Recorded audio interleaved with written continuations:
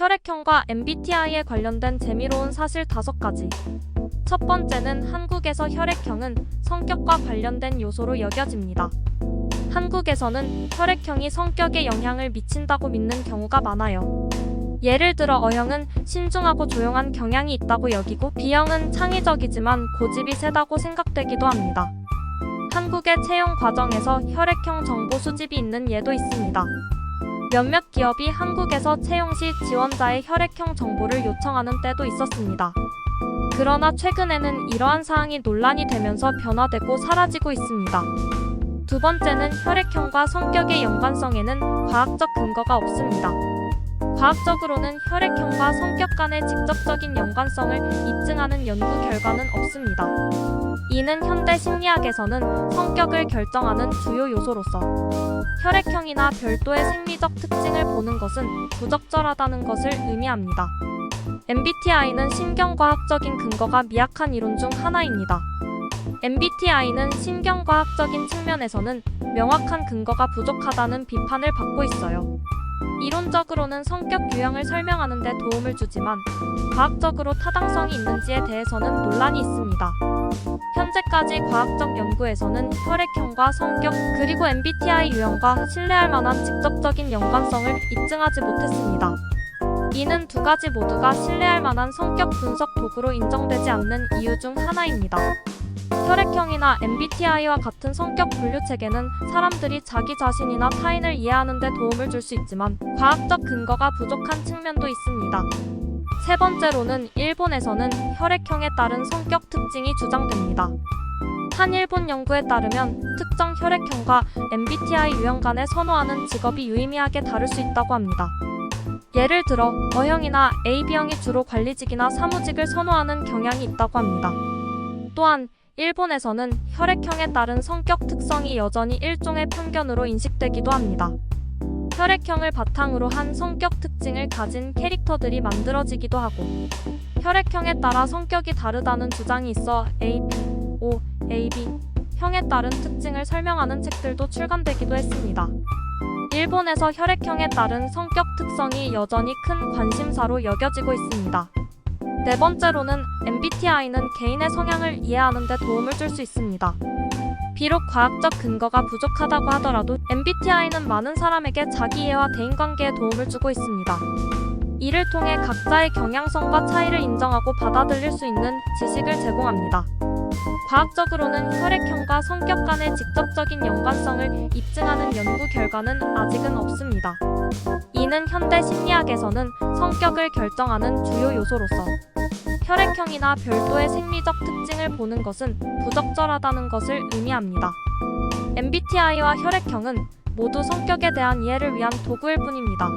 이 두 가지는 사람들이 자신의 성격을 이해하고 다른 사람과 원만한 관계를 형성하는 데 도움이 될 수 있습니다. 하지만 이는 개인적인 성향과 경향을 이해하는 데 도움이 되는 개념일 뿐 절대적인 규칙이나 과학적인 근거는 아닙니다. 연관성이 없다고 합니다.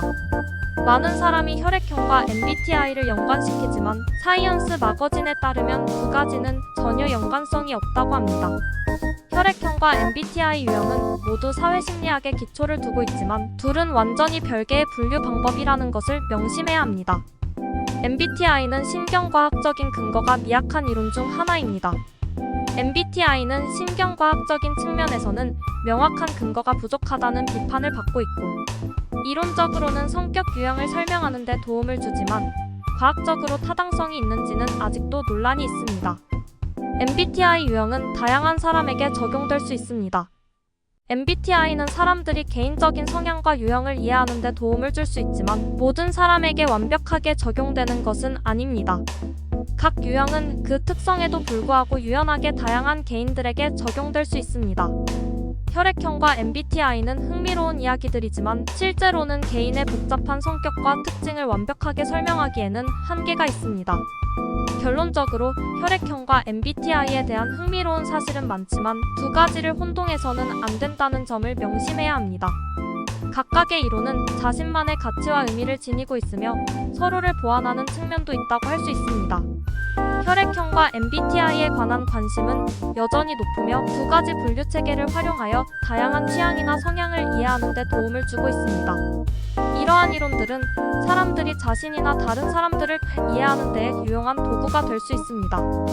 혈액형과 MBTI에 관한 연구는 아직 진행 중이고, 현재로서는 혈액형과 MBTI 간의 명확한 연관성은 아직 확인되지 않았습니다.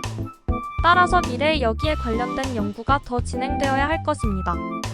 이러한 연구를 통해 혈액형과 MBTI가 어떻게 서로 영향을 미치는지에 대한 심층적인 이해를 얻을 수 있을 것으로 기대됩니다. 또한 이러한 연구를 통해 다양한 인격, 분류 시스템이 상호 보완적으로 사용될 수 있는 방법에 대한 통찰력을 얻을 수도 있을 것입니다. 이러한 연구는 사람들이 자신의 성향을 이해하고 개발하는 데 도움을 줄 수 있을 것으로 기대됩니다. 그러나 현재까지는 혈액형과 MBTI에 대한 확실한 결과를 내는 연구는 아직 부족한 상황입니다.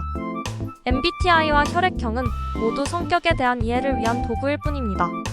이 두 가지는 사람들이 자신의 성격을 이해하고 다른 사람과 원만한 관계를 형성하는 데 도움이 될 수 있습니다. 하지만 이는 개인적인 성향과 경향을 이해하는 데 도움이 되는 개념일 뿐 절대적인 규칙이나 과학적인 근거는 아닙니다. 재미있는 통념이 있지만 실제로 과학적인 근거가 부족하거나 없는 경우도 많습니다. 혈액형과 MBTI는 흥미로운 이야기일 수 있고 각각은 성격을 이해하거나 예측하는 데 도움이 될 수 있지만 절대적인 규칙이나 과학적인 근거로 인정되는 것은 아니라는 것만 명심해 주세요.